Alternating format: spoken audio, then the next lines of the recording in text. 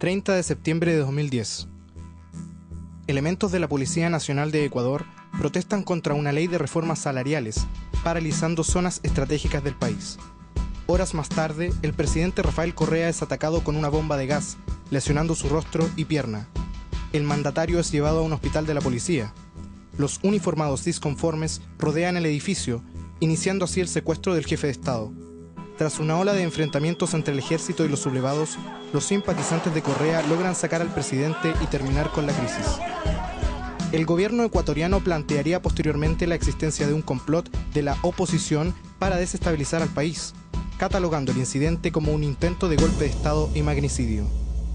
El 22 de octubre de 2012, Craig Murray, ex embajador del Reino Unido en Uzbekistán, publicó en su blog que la Agencia Central de Inteligencia de Estados Unidos planeaba derrocar al presidente Correa. Citando fuentes reservadas, el diplomático aseveró que la CIA y el Pentágono habían triplicado su presupuesto para intervenir en los comicios del Ecuador. Solo días después, desde Chile, el periodista Patricio Meribel del diario Panorama News denunciaría un complot para desestabilizar al gobierno ecuatoriano usando fondos del narcotráfico. La red de contrabando de drogas contaría con la anuencia de autoridades gubernamentales chilenas, elementos de las Fuerzas Armadas y la Policía de Investigaciones de Chile. A continuación desvelaremos detalles de esta trama y los últimos antecedentes a la luz de la denuncia.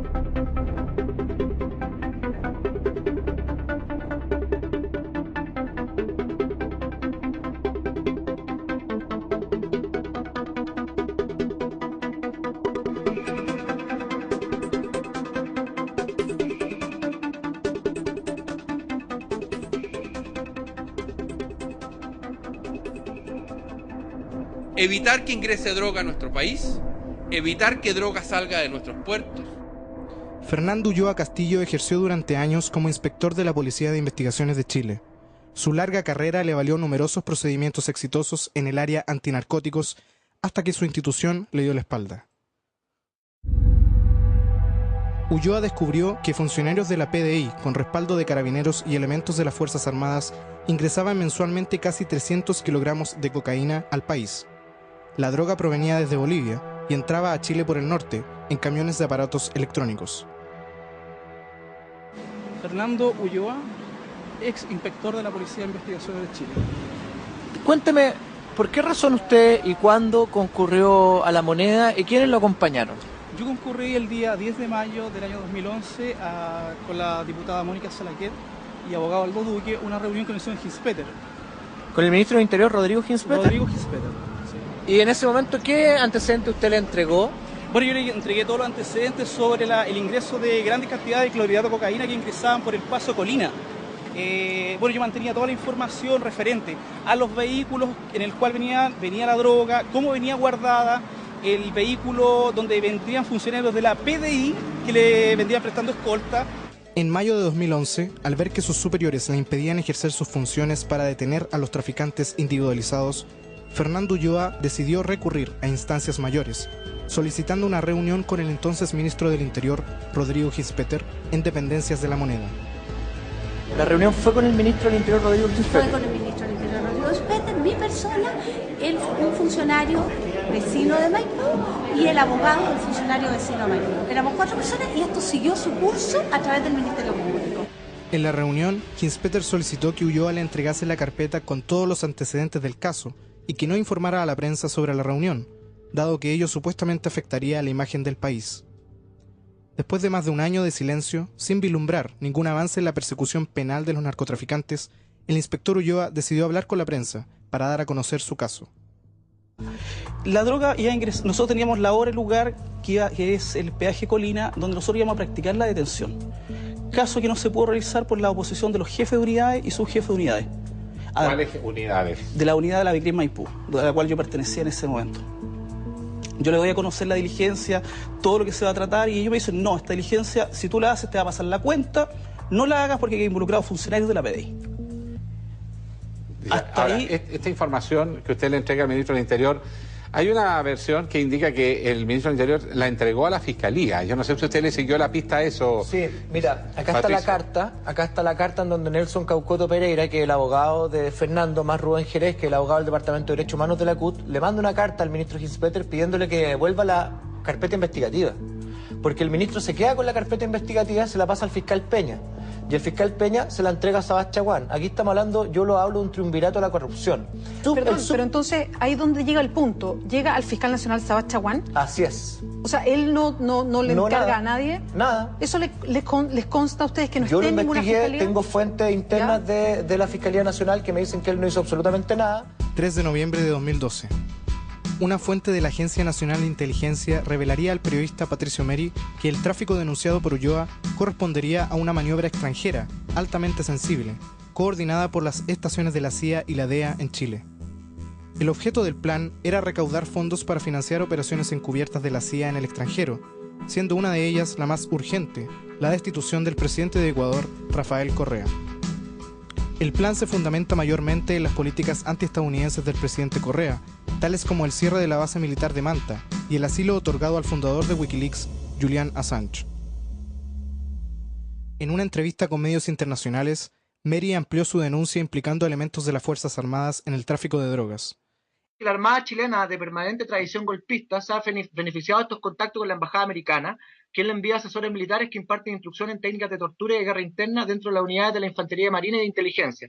El financiamiento es el tráfico de droga.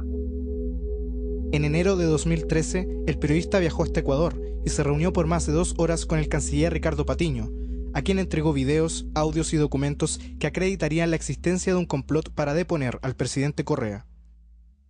Pude ver algunos videos que él había, de filmaciones, de grabaciones que él había hecho a determinados miembros de las fuerzas policiales en Chile, o ex miembros de las fuerzas policiales, y lo que se revelaba ahí sí era muy grave. En primer lugar, de la aceptación de permitir el ingreso de droga a través de las fronteras, y en segundo lugar de hablar de realmente la utilización de esos recursos para generar procesos de desestabilización, y particularmente le preguntaban a alguna persona y lo decía así, particularmente para el caso del Ecuador. Meri reveló una serie de nombres involucrados en la red de contrabando de estupefacientes, vinculados estrechamente con la CIA en Chile. Estos son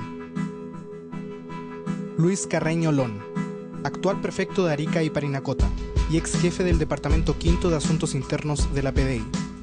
Luego de la destitución irregular del inspector Ulloa, Carreño fue trasladado al norte del país, en una zona estratégica para el narcotráfico.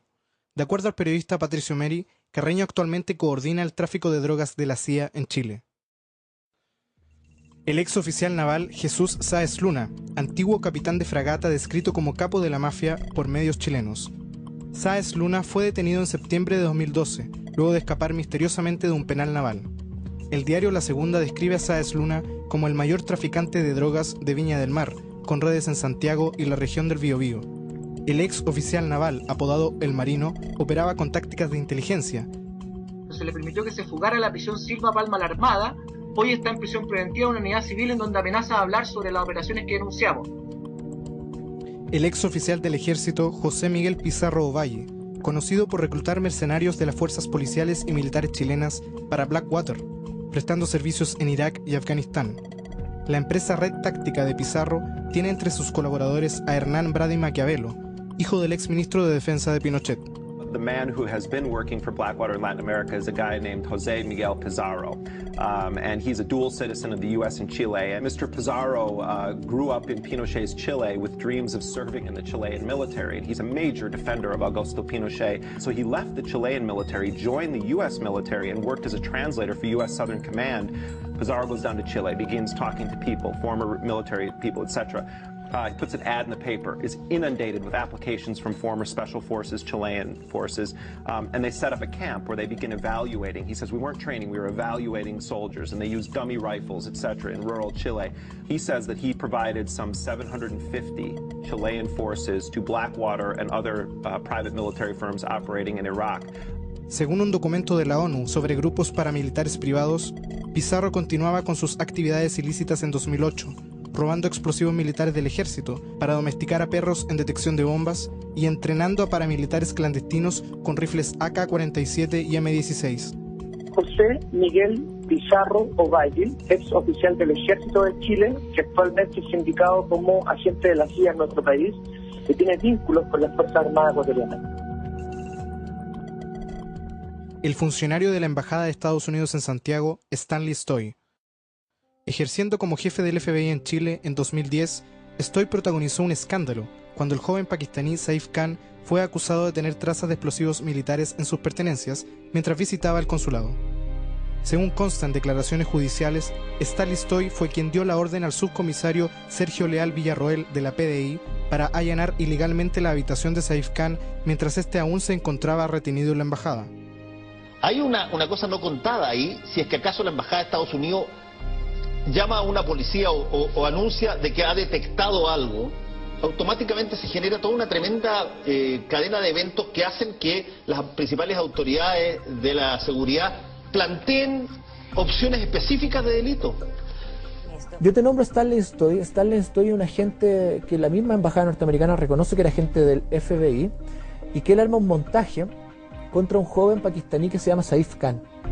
A Saif Khan lo meten en la embajada norteamericana y después lo acusan de ser miembro de Al-Qaeda. A los 20 minutos, a la media hora, aparece Rodrigo Hinspeter y dice que él es miembro de Al-Qaeda, que él está seguro que es miembro de Al-Qaeda. Posteriormente se descubre que no tiene nada que ver en este circuito internacional, un montaje. Después del bochornoso episodio alimentado por las teorías del ministro Hinspeter, Stoy abandonó rápidamente el país junto al entonces embajador Paul Simmons y el cónsul William Whitaker. Sumándose a estos datos, el periodista Patricio Meri agregó que existen a lo menos 2 muertes vinculadas al encubrimiento de la red de narcotráfico en el pasado. Una de ellas corresponde al misterioso fallecimiento del conscripto Fabián Vega Yáñez, encontrado colgado bajo un puente en la ciudad de Calama en junio de 2005. Aunque funcionarios del ejército dijeron que se trataba de un suicidio, la autopsia corroboraría más tarde que Vega fue asesinado de un golpe al esternón. Un año después de la muerte, el senador José Antonio Gómez y el diputado Marcos Espinosa presentaron una querella formal contra quienes resultaran responsables por el delito de asociación ilícita y tráfico de drogas al interior del Regimiento Reforzado número 1 Topáter de Calama. Los abogados Rubén Jerez y Hugo Gutiérrez solicitaron además un sumario administrativo por falsificación de instrumento público, habida cuenta de varias contradicciones en la versión de los hechos relatados por el coronel en retiro Carlos Ojeda Bennett, en ese entonces comandante del regimiento. El asesinato de Fabián Vega aún no ha sido esclarecido y su familia continúa siendo amedrentada por desconocidos. Otra muerte mencionada por Meri es la de Néstor Madariaga Juantoc, un joven porteño encontrado muerto en un acantilado de Playa Ancha en abril de 2006. Pese a que el deceso fue catalogado como un suicidio, la madre de la víctima solicitó al Ministerio Público agotar todas las instancias para esclarecer las circunstancias de su muerte. Según declaró su madre a medios locales, el cráneo de Madariaga presentaba 2 heridas de bala. De acuerdo a la versión entregada por el director de Panorama News, el joven Néstor era utilizado por el alto mando de la PDI para transportar drogas desde Santiago a Valparaíso, como parte del contrabando de la CIA en Chile. Madariaga Juantoc habría sido asesinado para prevenir que la información saliera a la luz, ya que el joven tenía intenciones de dar a conocer la operación a la prensa.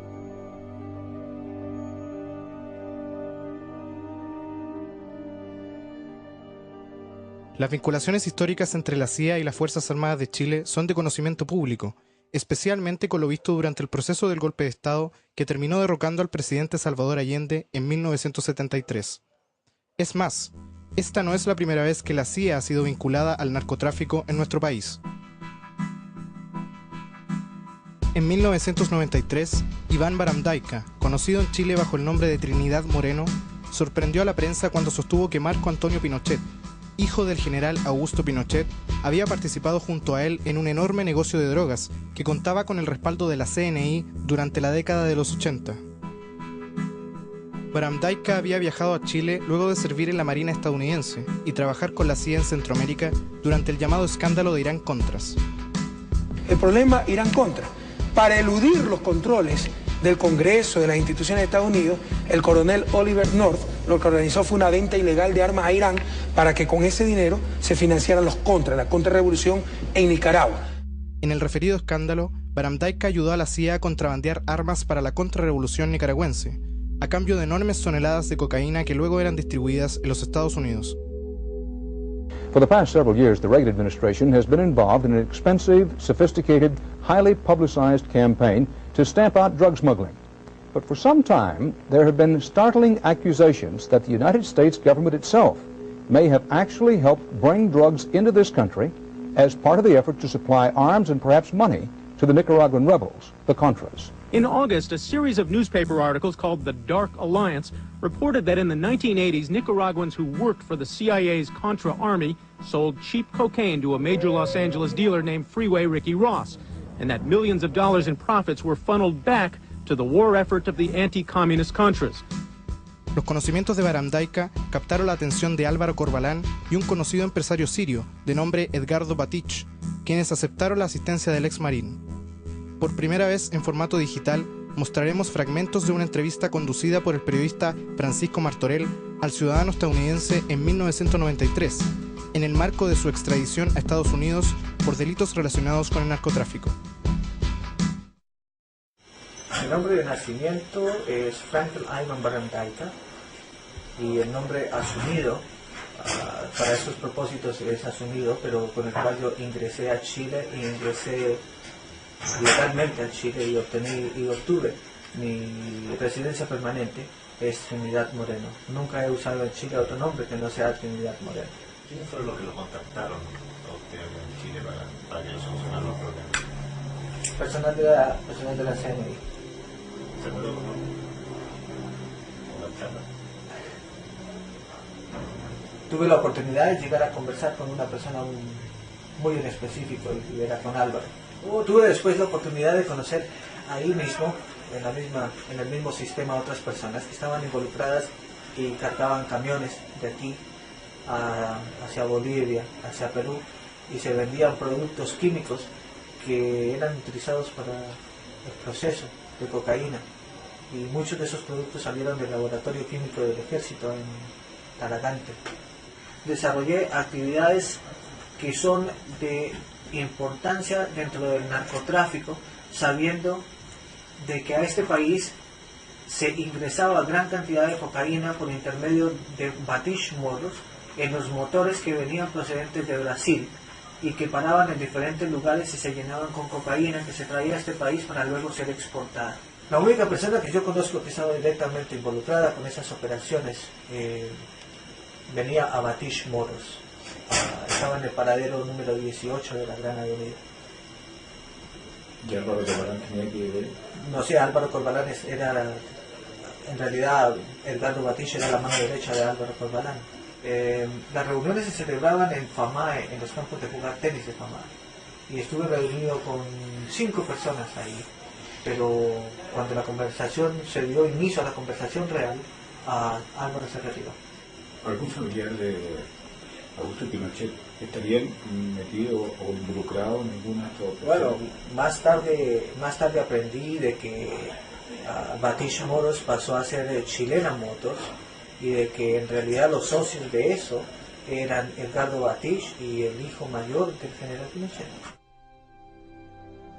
Tuve la oportunidad en muchas ocasiones de conocer al hijo del expresidente Pinochet. Lo conocí en Estados Unidos, en la ciudad de Los Ángeles, California, donde tenían compañías de exportaciones, donde estaban moviendo grandes capitales. Lo conozco, he sabido, es socio de Edgardo Batich en Chilena Motores. Pero si él es socio, y si ellos son socios, y si ellos están dentro del mismo sistema, y si ellos están coordinando y se están movilizando, es totalmente infactible decir que el uno no sabe las operaciones del otro. Si Edgardo Batich está involucrado en el negocio del narcotráfico, como me consta, y con los grandes socios que tiene, es totalmente imposible decir que la otra persona no tenía conocimiento. 25 de enero de 2013. La opinión pública de Chile ha mantenido el caso del inspector Ulloa en el más estricto silencio. Fernando Ulloa ha sido víctima de amedrentamientos y seguimientos por parte de funcionarios de la VIP, la Brigada de Inteligencia de Policías Especiales de la PDI. Esta situación llevó al detective a buscar refugio en la Embajada de Ecuador en Chile, donde se mantiene hasta la actualidad en requerimiento de un asilo político para garantizar su seguridad. Mi nombre es Fernando Ulloa, ex inspector de la Policía de Investigaciones de Chile, y en este momento estoy pidiendo asilo político en la Embajada de Ecuador porque temo por mi vida y por los antecedentes que manejo sobre tráfico a nivel de gobierno de Chile, tráfico a nivel internacional y en la Policía de Investigaciones de Chile. En este momento yo mantengo antecedentes sobre narcotráfico para desarticular y asesinar al presidente de Ecuador por la CIA. A su vez, toda esa información la canaliza el periodista Patricio Meri, el cual la hará entregar directamente al gobierno ecuatoriano. Los ministros de Relaciones Exteriores de Chile y de Ecuador no pudieron eludir la noticia dada a conocer hoy acerca de un ciudadano chileno que estaría refugiado en la embajada ecuatoriana pidiendo asilo político.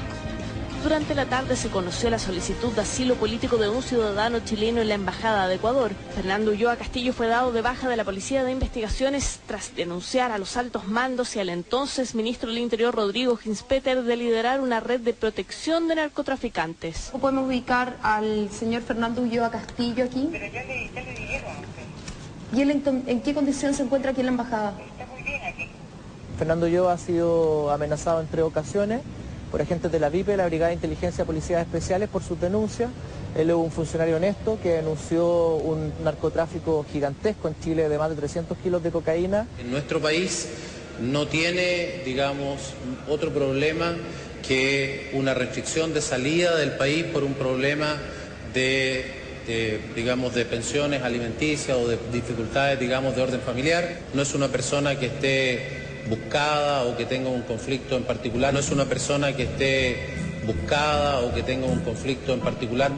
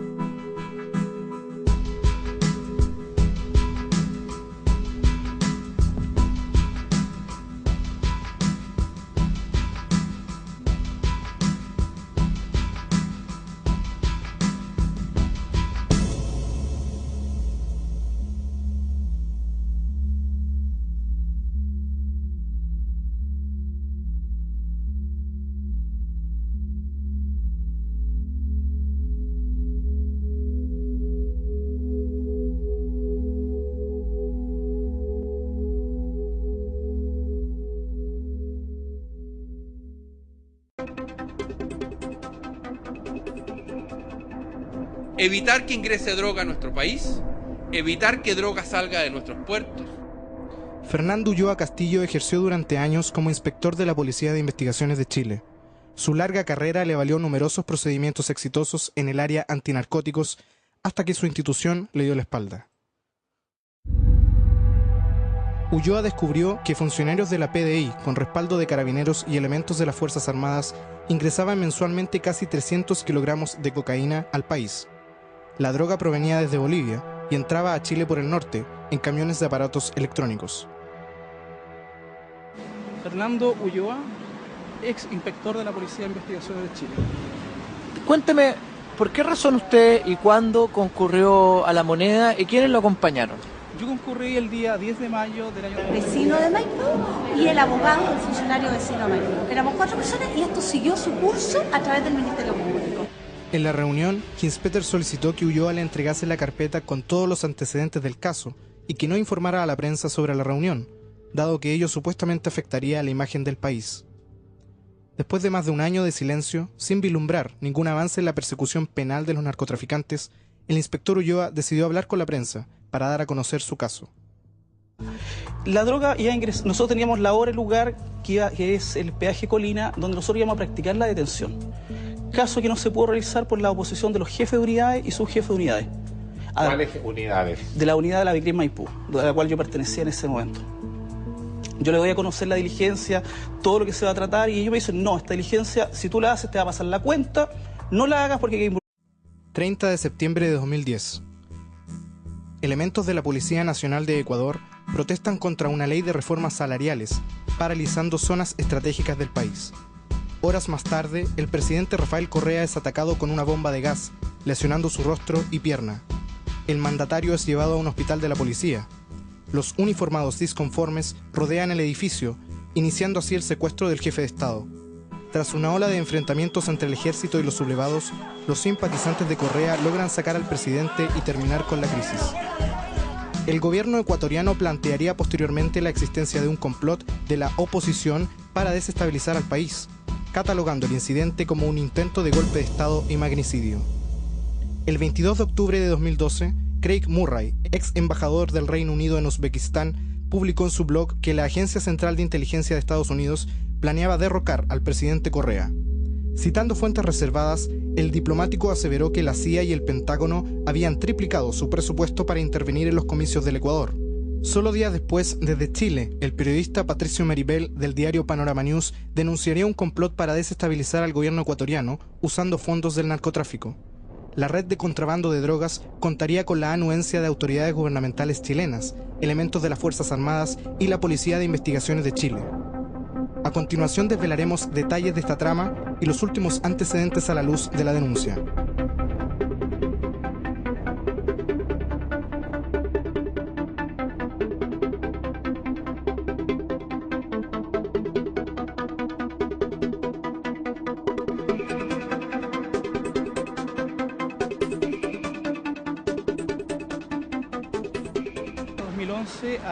Con la diputada Mónica Salaquet y abogado Aldo Duque, una reunión con el señor Hinspeter. ¿Con el ministro del Interior, Rodrigo Hinspeter? Rodrigo Hinspeter, sí. ¿Y en ese momento qué antecedente usted le entregó? Bueno, yo le entregué todos los antecedentes sobre el ingreso de grandes cantidades de clorhidrato de cocaína que ingresaban por el paso Colina.